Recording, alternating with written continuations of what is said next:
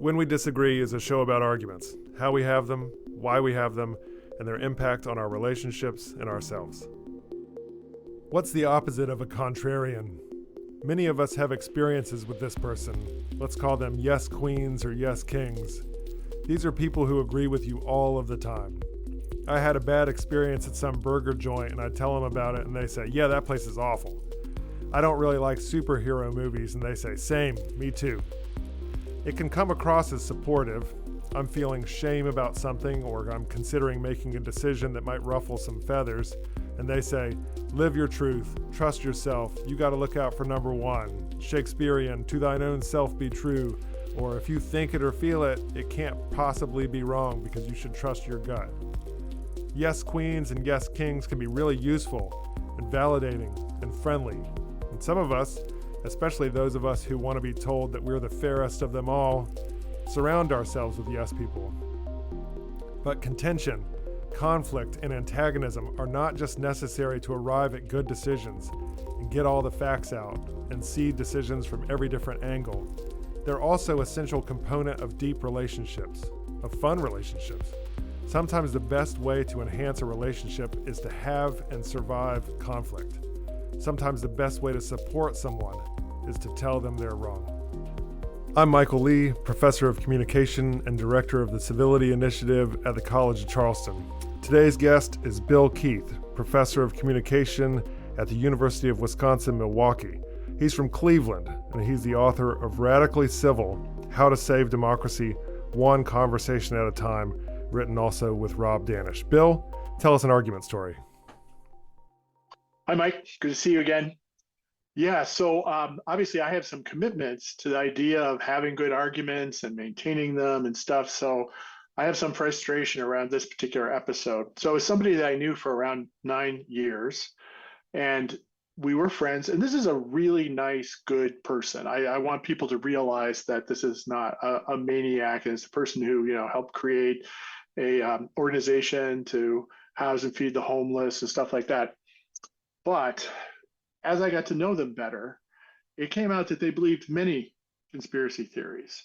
And it started kind of slow, and then it became more and more. And it took me a while to realize that actually they believed all the conspiracy theories, even ones that I would regard as fundamentally inconsistent with each other, not a feature of how they thought about things. And it came in all sorts of areas, right?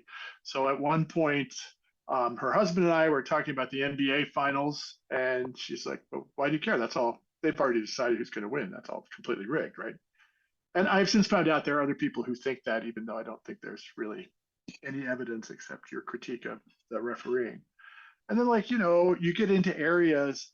So is modern medicine unfortunately bound up with a bunch of economic issues so that, pharmacy companies and insurance companies and the structures of hospitals and medical care as huge institutions, do those impact your care? Yes. And I'm perfectly willing to admit that and think about that. But on the other hand, at one point she's like, yeah, I totally agree. Every time your doctor prescribes you something, they get paid. And, and this is where it sort of struck me at a certain point that whatever I'm doing is not working, because I'm like, okay, the way in which money influences doctors is kind of different. They take them to Bahamas for a scholarly meeting and they give them speaker fees and stuff like that. She said, no, they pay them for each one. I'm like, where are the accountants that keep track of that? Like, who writes the checks? How do they account for it in their taxes if somebody who's nameless is writing the check for all this money every year? Just like sort of ordinary things that like this would not be workable. Oh, no, they have their ways, see, because they get around the taxes because they let them. And so, right, and a typical sort of conspiracy theory fashion. And then at a certain point, the COVID comes around and the mRNA vaccine, and this causes a complete freak out because they're injecting things that will change the DNA of my body forever because messenger RNA. I said, well, okay, I happen to have read a whole bunch about this, and hey, your body is full of messenger RNA right now because it's essential to you being alive. And also, the vaccine, the mRNA that they put in, dissolves in about a day. So, right, it's just to train your immune system to recognize invaders and attack them. It is not changing your fundamental DNA. Not having it at all. No, no, no. I've watched YouTube videos. I'm an expert on this. You are wrong, she says to me. And then we get to the part about demons. So a lot of the conspiracy theories end up refracted through uh, an idiosyncratic reading of Revelations, or maybe there are no non-idiosyncratic readings of Revelations. I don't know. It admits of a lot of interesting stuff, but it turns out that people who are bad actors are have demons in them. So Bill Clinton, Hillary Clinton, Donald Trump, many other people are possessed by demons, and uh, it's also true that people's unbridled sexuality is taken for granted, so that there's White House orgies. All movie stars have orgies all the time. Most of these orgies involve children that have been stolen, so on like this. So I'm not trying to make fun exactly of how extreme the beliefs are, but just that I thought, okay, so my idea of argument is you create a relationship with the person where there's a certain level of trust. And obviously there was, because the person was communicating these things to me, knowing that they were kind of disfavored ideas. But then I thought, well, the application of questioning, pointing out some evidence, pointing out where you could look and see evidence that this would somehow make a difference to the whole thing did not really pan out for me. It seemed like, just asking questions and providing information made things worse, right? Because the thing is, it got fed into the idea that, well, see, you're one of the people that has been fooled by them. I'm like, I don't think I've been fooled by them. And part of it also was like, I think I do approach medical care in the US with what I consider to be a healthy skepticism, which I know other people would think would be too skeptical. That's okay. So we kind of bonded on that. And then we got to all the doctors are getting paid for prescribing you whatever, which is just not really plausible, even though money is a serious problem. So there's a teacherly part of me is like, oh, I can fix this and set this straight. Not really working. And also, I think there's a point at which I realized this person, I wouldn't say we're not friends anymore, but we don't really talk. That it became clear to me that I was in the middle of someone else's mental illness in a certain way. Like it used to be that like one of the triggers to thinking that somebody had a certain kind of schizophrenia is they thought that there were messages for them in the newspaper. When they read the newspaper, they suddenly saw reference to their lives. It was clearly getting to that point with this person, and it progressed over time. And they became sort of more isolated because people in their church wouldn't talk to them, and then they had a study group and they wouldn't talk to them. So it was getting worse. So I felt really bad about that. And maybe I misjudged in the beginning that this was actually an argument problem, but I really thought that there's a wide swath or a wide space here in which we can be there to disagree, and that I could find that space and be happy with it. And I kind of failed. There's so much to talk about here. I want to ask about, I mean, you've spent your life, you've dedicated your life to teaching students how to analyze arguments. You've dedicated your writing life to writing for the public about how to have better arguments. You're ideologically dedicated to being more civil and encouraging civil encounters with different disagreement. And here you find yourself kind of throwing your hands up and saying, I'm not really sure what to do. What's that experience like? Well, obviously there's some ego in there that, I think somehow I'm better at this. And it's like, but then again, is there a tendency for all of us even to overestimate our ability to do this, to overestimate? I mean, I think it's a failure of academics in some ways to say, well, there's this kind of space of rational discourse and we kind of know what it is and whether people are in or out. And there's a lot of people talking nowadays about, well, the right and the left live in different worlds. And this person was even in a third or fourth or fifth world. But like, if people are truly, right, their assumptions are so completely different. And plus, so, I wrote a dissertation on some of these kinds of issues. And I wanted to have, and this is 40 years ago, but I had a very expansive notion of rationality. I wanted to have something that wasn't just, a certain kind of debate or a certain kind of logic or something like that. But so how do you decide what's irrational? And so I said there, it's self-sealing arguments, right? So when evidence for your position is for it, evidence against it is also for it. Then you have a problem. Because then, right, it's completely sealed and there's no way that anybody can argue against you. right? So you have the people who say, "Oh, Jews run America. They're on all the boards of everything. They control everything." When you point out that actually there's not that many Jews in all sorts of areas of financial life and other kinds of things. You see how good they are at hiding? That's just evidence that they're controlling it so well, they're keeping it from you. And it's like, oh, okay, so that move, if you can't get the person off of it, then we have to kind of stop dialoguing. A similar issue, and I think Karl Popper talked about this, is a lack of falsifiability, these kinds of self-sealing arguments. And the same definitional question I was having as you were going through the conspiracy theories that this person believed in, which was, how do you decide what is a conspiratorial belief and what is just a regular old belief? Well, conspiracies supposedly have a couple of features, right? Everything means something, everything is connected, nothing happens by accident. And when so people invoke those as primary premises or warrants, we might say, in the kinds of arguments that they make, then you start to think, okay, right, there's something else, right? There's a big set of interconnected beliefs and arguments here which are impervious. And to be fair to Popper, Popper was talking about unfalsifiability means like you don't in principle know what would make this untrue.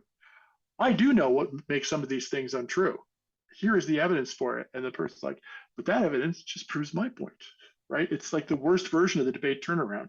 Where I get really stuck with these issues, especially some of the examples you gave. Let's take the first two, the NBA example.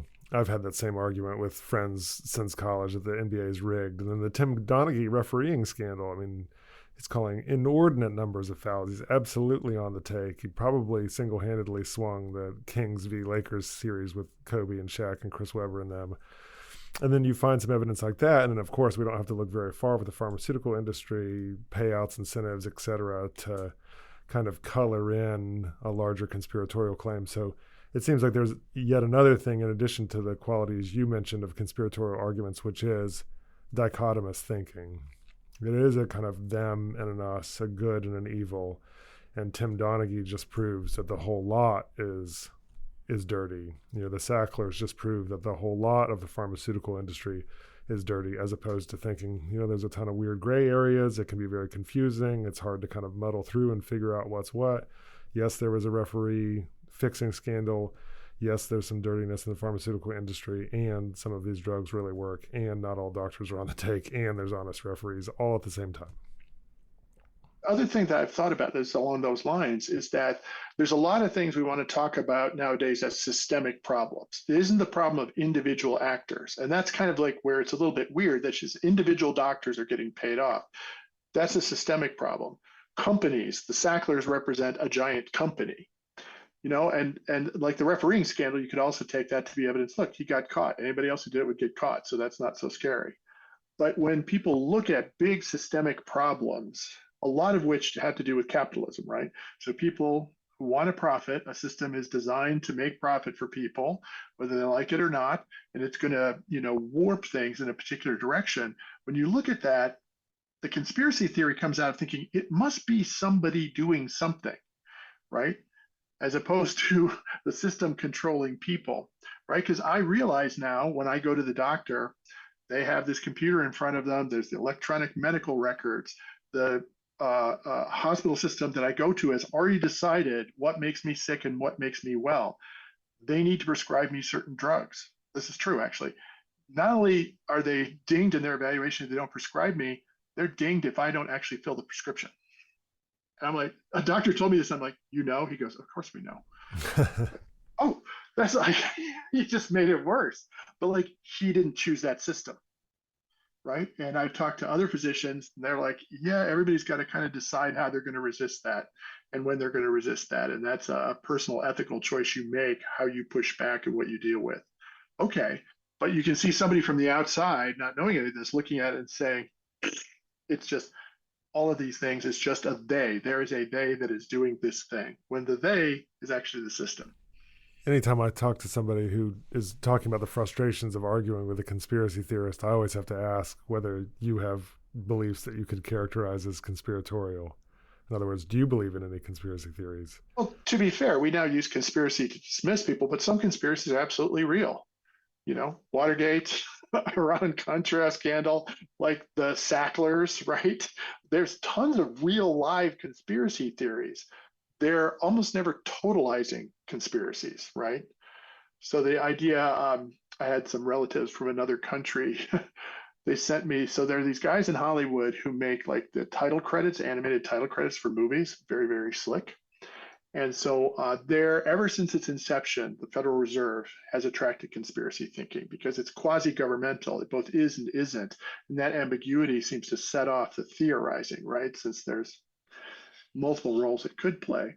And so these people in a European country I will not name sent me this video, and I get about a minute into it. It's like, I would bet $100 that the Jews show up before minute 12. That's about halfway through. And sure enough, the Rothschilds came in at minute 10. And I wrote back to the person and said, I don't like this kind of anti-Semitic stuff. And it's like, what? That's not true. I don't hate anybody. This is a fact. Like, oh, okay. Yeah. So I'm sure there are things that I like critiques the medical system that there are people who would look at. I had a friend once, she said, no, all that stuff for the pharmacy industry, she's a doctor. She knew about this. She's like, but we are pure of heart. We're not moved by this. Nobody's influenced by this. If they pay for me to go to a conference in Vail, Colorado, that's not going to change my view of their drugs. Well, I'm sorry, the evidence is that it does. Not 100%, but they can change their sales by doing this stuff. So the difference for you is I mean, whether you can sort of check out the facts on the conspiracy. In other words, is it true or not? And that's your assessment of the evidence. And then two or B is whether it links up with a grand totalizing narrative about us and them, good and evil, black and white, etc. And I think the one so we used to disagree about this because she would talk about certain things. And I'd say, this is actually way easier than that. This is just people trying to make money. This is people like power and they like money. Some people in the Senate end up being very wealthy. Others, Lindsey Graham, end up being very powerful, if not insanely wealthy, right? And those are the two things. And I don't think you have to go deeper into demonic purposes or a cabal that rules the world and determines everything in advance. And like a person who won't vote in elections because they assumed this was true in 16 and 20 for her, that she didn't vote because like they've already chosen who's going to win. Like, so I just like, if somebody showed me evidence of that, okay, fine, but I respond to the evidence. Let's talk about what's frustrating about this case for you, and then I want to conclude by talking about the diagnosis where you said, I don't think it's even worth having these arguments with somebody who may or may not be paranoid. But when you were experiencing this frustration, did the frustration with arguing with this conspiracy theorist arise because somehow her ignorance on these questions was off-putting? Because you saw it as a threat? Was it irritating because she was actually trying to persuade you and you found something really irritating about that? Or is it that you thought that perhaps she's better than this and you wanted her to see that potential or realize that potential? Oh, I like that. I think a lot of it was, you're better than this. And also these things tormented her, right? Because she thought constantly about, the presence of evil forces and conspiracies, and this stuff just tortured her. And it's like, the world's a sad place in a lot of ways, but not that sad, Yeah. right? You thought you were actually saving her in some level. If you could be persuasive, you could Helping. also save or help. Yeah, I would say that I think that is a helpful thing. And the thing is, I've definitely had people who've opened my eyes to things where I resisted at first and they sort of stay on me. And it's like, yeah, actually, you're right about that. And I've come around to your way of thinking about it. But I also like having a space. I like a space of disagreement. I'm completely okay with that. This became a weirder and weirder space that didn't seem like disagreement. And I started to realize that whatever I was saying was just bouncing off the outside, that what seemed like a dialogue was not. And maybe that's the deep conspiracy thing. And talk a little bit about the experience of that frustration then leading to your conclusion about this person's potential paranoia. Well, I just wondered if am I making things worse? Do we actually have anything to say to each other? Um, there's her Christianity was unique to herself. But I've had this conversation with fundamentalist Christians before, where it's like, because I'm not a Christian, you think I'm going to hell. And sometimes it's a good conversation where the person's like, yeah, most people are, so that's okay. Probably me too, right? And it becomes a kind of honest thing that clears out space where you can talk to each other. Other times it's much less comfortable. Well, if you would just convert or whatever, convert to my denomination, which is less good. And so I just, feeling that this is not a space where there's any kind of change or anything real going on, and feeling like suddenly, like, I'm actually not talking to a rational person here, am I? This is getting worse and worse for her. And it is true that people can get tighter and tighter into their paranoid beliefs. I believe there's some movies about this. Yeah. As we close, what's the lesson here in terms of how we should go about having civil conversations? This show is dedicated to exploring the role and variety of conflict in our lives, the way we avoid it, suppress it, and engage it. You have written voluminously about the need for civility in a polarized world. And we continue to run up in situations like this where there doesn't seem to be an easy answer. So what's a lesson for you? I mean, I think the hard part is people who don't agree with you aren't necessarily evil. They're not necessarily mentally ill either. Some people jump to that, right? Disagreement is okay, but also it is okay for people to have boundaries about how much disagreement that they're willing to have with you. So for example, people who go to the same church are going to have really different disagreements with each other than they would have. They don't need to draw me into the details of their theology or a political movement or whatever it is. And so it's okay to maintain those boundaries and realize that maybe the sort of totally great, wonderful, and this was a long set of conversations over many years. And so maybe it just like I should have created a few more boundaries a little bit early on and stuck with things that were not so sensitive. Bill, thank you so much for being on When We Disagree. Mike, thank you so much for doing this work. I truly appreciate it. When We Disagree is recorded at the College of Charleston with creator and host Michael Lee. Recording and sound engineering by Jesse Kunz and Lance Laidlaw. Reach out to us at whenwedisagree@gmail.com.